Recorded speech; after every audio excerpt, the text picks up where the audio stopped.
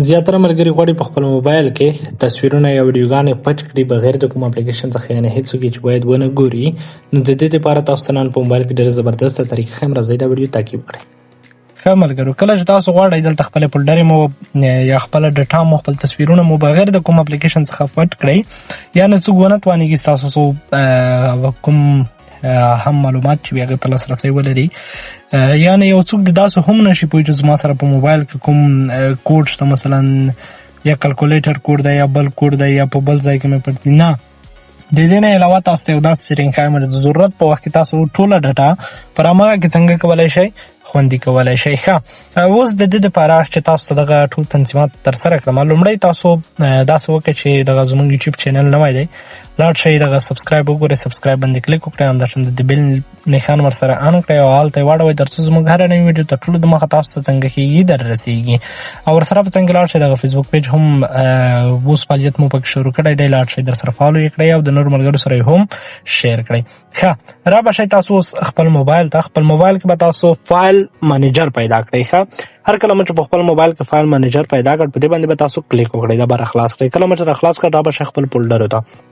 هر موبایل کوم انډراید موبایلونه چې دي، سمارټ موبایلونه، هغه د انډراید په نوم یو فولډر لري په خپل فایلز کې. ښه، تاسو دغه فولډر وګورئ، په دې باندې به تاسو کلیک وکړئ. کله مو چې دلته کلیک وکړ، دلته یو بل فولډر پکې پیدا کیږي، او بی بی فولډر تاسو وګورئ، دا ډول یو فولډر دی. ښه، نو تاسو د دې بیک شئ، ښه، همدغه فولډر یوازې یاد در سره لرئ.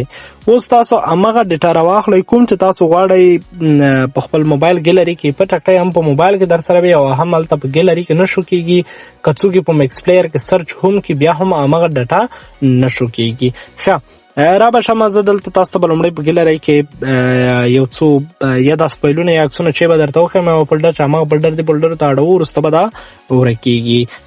ښه ملګرو، دلته پاس ما سره یو فولډر ده ډیزاین ته، که نه دا مواد هغه مواد دي چې زه ډیزاین دپاره استعمالوم. ښه، زه راځم اوس همدغه لاک کوم، دلته راځم دغه برخې ته راغلم، دلته زه د ډیزاین په نوم ډیزاین ته لاندې فولډر وګورئ، همدغه سلیکټ کوم، وروسته موو کپي وهم، بیا انټرنل سټوریج وهم، همدغه ته راځم، وروسته د هغې نه زه دلته انډراید فولډر پیدا کوم. هر کله مې چې انډراید فولډر پیدا کړه، وروسته د هغې نه هغه او بی بی فولډر پیدا کوم. هغه مې چې کله پیدا کړه دلته یې پیسټ کوم. اوس همغه کومه ډاټا چې ده هغه ټوله راځي دلته پیسټ کېږي. وګورئ دلته پیسټ شوه. ښه، اوس راځم دلته ګیلري ته، تاسو وګورئ دغه فولډر اوس دلته څنګه شوه، وګورئ ختم شو هغه فولډر، که نه چې څنګه سرچ ورغی هغه فولډر څنګه شوه له منځه ولاړه، یعنې زما سره ګیلرۍ کې همغه فولډر ختم شوله. ښه، وروسته د هغې نه بیک کېږم، کله چې دا زه بیرته پیدا کوم، دا فولډر ما سره هایډ شوه، دا په هیڅ ځای کې بیا نه پیدا کېږي. ښه، دا د انډراید فولډر یې ته لاړه.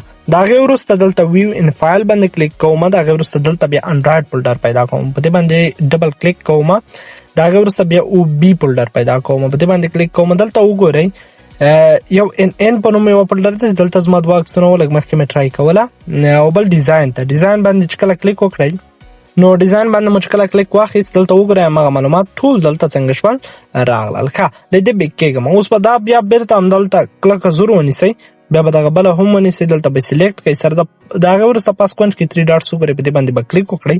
دلته که کپي غواړئ کپي، که ماو ټو ماو او سلیکټ هر څه چې غواړئ تاسو خپله دلته کتلی شئ. زه دلته ماو کپي باندې کلیک کوم، ماو کپي باندې مې چې کله کلیک وکړ، د هغې وروسته زه همدلته دا څنګه کوم، ماو کوم. کله مې چې ماو کړه همدغه مخامخ فولډرو ته لاړه. اوس راځم بیرته ګیلرۍ ته، کله چې ګیلرۍ ته راغلم دلته وګورئ فولډر یې اضافه شوې. ښه، یوه ان په نوم فولډر ما مخکې هایډ کړې وه، هغه به هم همدلته اضافه شوي. لومړی پاس وګورئ ډیزاین ته، ښه وار په وار اضافه کېږي، هغه به ټول څنګه شي، ټول عکسونه وګورئ 1.30 هغه وار په وار راځي، هغه به وار په وار ستاسو څومره ډاټا چې وي هغه به بیرته دلته څنګه کېږي ريسټور به شي. تاسو وګورئ ډیزاین ته 3 ښه 1.30 دلته د وار په وار ټول راوړي او راځي سیستم نه، چې په دې سره تاسو کولی شئ خپل ډاټا پر همدغه ډول څنګه کړئ در سره سیو کړئ او همداشان یې وکاروئ.